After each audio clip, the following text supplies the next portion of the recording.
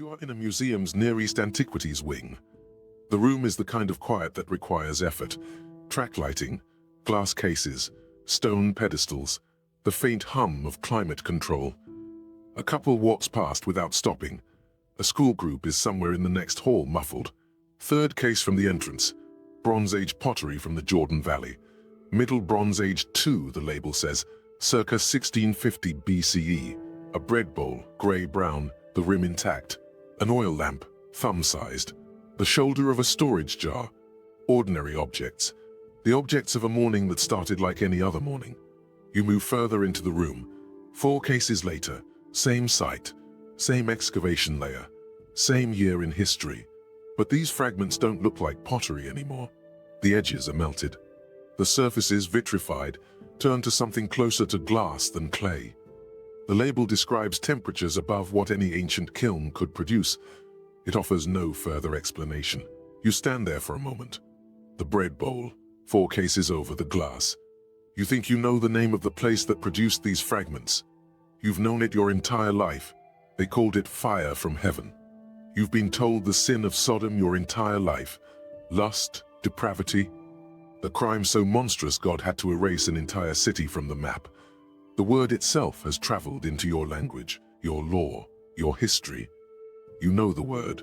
You know what it means. You know who used it and who it was used against for 2,000 years.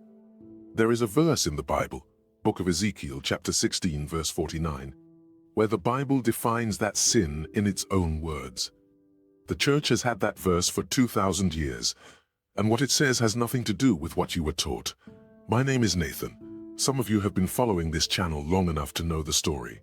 12 years teaching history at a Catholic school in Evansville, Indiana. Resigned in my early 40s, when the questions I was asking made the administration uncomfortable. What I do now is what they couldn't let me do then.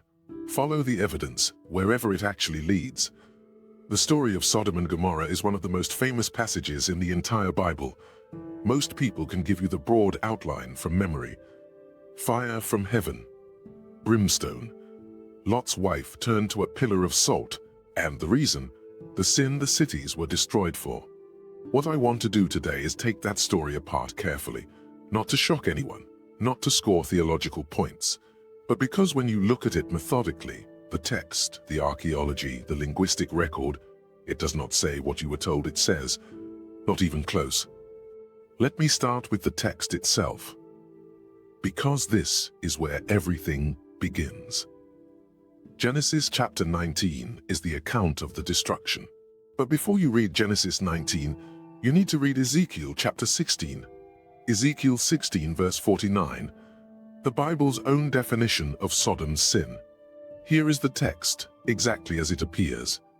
Now this was the iniquity of your sister Sodom. She and her daughters were arrogant, overfed and complacent. They did not help the poor and needy. Read that again. Arrogant, overfed, complacent. They did not help the poor and needy. Verse 50 adds, and it is worth noting, they committed abominable things. That phrase exists, I'm not hiding it. But the primary, explicit, named accusation in the Bible's own definition of Sodom's sin, the thing Ezekiel specifies by name, is economic, social, the hoarding of wealth while the poor suffered around them. Bart Ehrman at the University of North Carolina, one of the most prominent New Testament scholars in the English-speaking world, has been direct about this passage. He calls it as explicit as the Bible gets, about naming Sodom's actual transgression. Derek Bailey, a British theologian at the University of London, made this argument formally in 1955. His book, Homosexuality and the Western Christian Tradition, was the first major scholarly work to argue that the Sodom narrative in Genesis 19 had been systematically misread for centuries. That was in 1955. The scholarship has only strengthened since then. And the church, which has the book of Ezekiel in the same Bible it has Genesis 19, continued teaching the opposite. Now let me show you the other layer of this, because the misreading doesn't stop at Ezekiel. It goes straight into the Hebrew text of Genesis 19 itself. Verse 5. The crowd outside Lot's door demands that the 2 visitors be brought out. In the English King James translation they say, that we may know them. The Hebrew word is yadah. Yadah appears 943 times in the Old Testament. In 10 of those uses, 10 out of 943, the word carries a sexual meaning. The other 933 uses mean to know in the sense of encounter, recognition, understanding. The sexual interpretation of Genesis 19 verse 5 is a choice, not a translation. You have to decide that this particular use of yadah, out of 943 instances, is one of the 10 sexual ones, a specific interpretive decision that shaped Western law, Western theology, and Western history for 2,000 years. The word sodomy entered English legal code in the 13th century when Thomas Aquinas built it into his natural law framework. That framework was based on the Genesis 19 sexual interpretation, not on Ezekiel's definition, not on the 933 non-sexual uses of the same Hebrew word. The church built a legal and moral category, a category used to criminalize, persecute, and execute real people for centuries, on that one specific reading. And Ezekiel sat in the same book, untouched.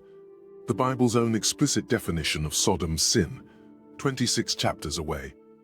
Now I want to show you something about the two beings who arrived at Lot's door. The text calls them malachim.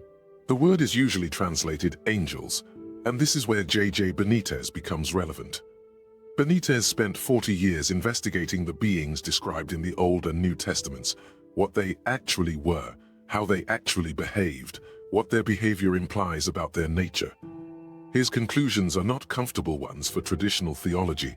Look at what Genesis 19 actually says these two beings did. They arrive at Lot's door in the evening. Lot bows to them, a sign of recognition, not of ordinary strangers. He insists they come inside. He prepares them a meal, unleavened bread. They eat it. They spend the night inside the house. When the crowd outside demands them, the beings strike the crowd outside with blindness. The Hebrew word is sanver, sudden incapacitation, a directed physical effect on a specific group. And when Lot hesitates at the door the next morning, when the destruction is already beginning, the text says explicitly that the beings grabbed Lot's hand, physically, and pulled him toward the exit. These are not figures from a stained glass window. They have body weight. They consume food a human prepared for them. They can be physically grabbed. They produce a directed effect that incapacitates crowds. They grab a human's hand to move him to safety. Benitez's conclusion, after 40 years of methodical investigation, was this: these beings were not metaphorical spiritual messengers, they were physical entities. They operated in the physical world. They had specific intelligence about the city and its population. The destruction of Sodom was not random cosmic catastrophe or divine meteorology. Sodom was not punished by God, Benitez wrote. Sodom was neutralized by beings acting with a purpose we do not fully understand. The church suppressed this reading not because the text is ambiguous. The text is actually quite specific. The church suppressed it because an engaged reading raises questions about the nature of these beings throughout the entire Old Testament. If the Malachim who saved Lot ate bread and grabbed his hand, you have to ask what they were. And that question doesn't have a comfortable institutional answer. You grew up with the word. You heard it in church, in school, in the news. You heard it used as a weapon. You absorbed it as a condemnation. You may have watched people defined by it, diminished by it, pursued by it across centuries of legal history. Now you have the verse. Ezekiel 16, verse 49. Sitting in the same book, 26 chapters after Genesis. Arrogant, overfed, and complacent, they did not help the poor and needy. The word traveled 2,000 years from that sentence. You are now holding both ends of the wire at the same time. The verse was always there. The church that built a moral and legal theology on Genesis 19 owned a Bible that contained Ezekiel 16. Take a moment with that. Now let's talk about what actually happened to the city, because there is a physical record, and it was published in a major scientific journal, and then it was retracted. In September 2021, the journal Scientific Reports, which is part of the Nature Publishing Group, published a peer-reviewed study on a site in the Jordan Valley called el-Hammam, Middle Bronze Age City. approximately 21 square kilometers, northeast of the Dead Sea. Excavations led by Stephen Collins of Trinity Southwest University, conducted between 2006 and 2016. What the excavations found is this: pottery fragments whose surfaces had been vitrified, converted to a glass-like state, at temperatures above 1,700 degrees Celsius.